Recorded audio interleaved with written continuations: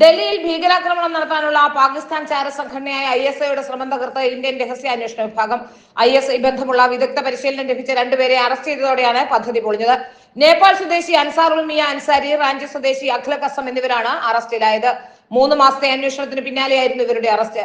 ഡൽഹിയിലെ സൈനിക കേന്ദ്രങ്ങളുടെ വിവരങ്ങൾ ഈ സംഘം ശേഖരിച്ചിരുന്നു. ജനുവരിയിലാണ് രഹസ്യാന്വേഷണ വിഭാഗത്തിന് ആക്രമണ സാധ്യതയെ സംബന്ധിച്ച് വിവരം ലഭിച്ചത്. ISI നിയോഗിച്ച അൻസാറുൽ മിയ അൻസാരി എന്ന ചാരൻ ചില പ്രധാനപ്പെട്ട വിവരങ്ങൾ ശേഖരിക്കാൻ ഡൽഹിയിൽ എത്തുമെന്നതായിരുന്നു വിവരം. ഫെബ്രുവരി 15 ഇയാൾ ഡൽഹിയിൽ എത്തുകയും വിവരങ്ങൾ കൈപ്പറ്റുകയും ചെയ്തു. ശേഷം തിരിച്ചു പോകാൻ ശ്രമിക്കുമ്പോൾ പിടിയിലാവുകയായിരുന്നു. അഖിലം അസം കൂടി നിലവിൽ പിടിയിലായതോടെ വാർത്ത പുറംലോകം അറിയുകയായിരുന്നു. ഇന്ത്യ പുറത്താക്കിയ പാകിസ്ഥാൻ ഹൈക്കമ്മീഷനിലെ 2 ഉദ്യോഗസ്ഥർക്കും ഇതിൽ പങ്കുണ്ടെന്നാണ് വിവരം. യൂട്യൂബറായ ജ്യോതി മൽഹോത്ര അടക്കമുള്ളവരിൽ നിന്ന് വിവരങ്ങൾ ശേഖരിച്ചെന്ന ഡാനിഷ് മുസമ്മിൽ എന്നിവരും ഈ പദ്ധതിയിൽ പങ്കാളികളായിരുന്നുവെന്നാണ് കരുതപ്പെടുന്നത്.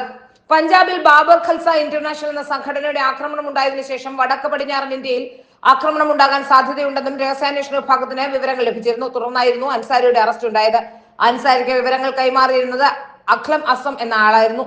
ഇന്ത്യൻ സേനയെക്കുറിച്ച് നിർണായക വിവരങ്ങളാണ് ഇയാൾ കൈമാറിയത്. അൻസാരിയും അസവും നിരന്തരം സംസാരിക്കാറുണ്ടായിരുന്നുവെന്നും പാകിസ്ഥാനി ഹാൻഡ്ലർമാരുമായി ഇവർ നിരന്തരം ബന്ധപ്പെട്ടിരുന്നതായും പോലീസ് കണ്ടെത്തി. ഇനിയും കൂടുതൽ അറസ്റ്റ് ഉണ്ടാകാനാണ് സാധ്യത.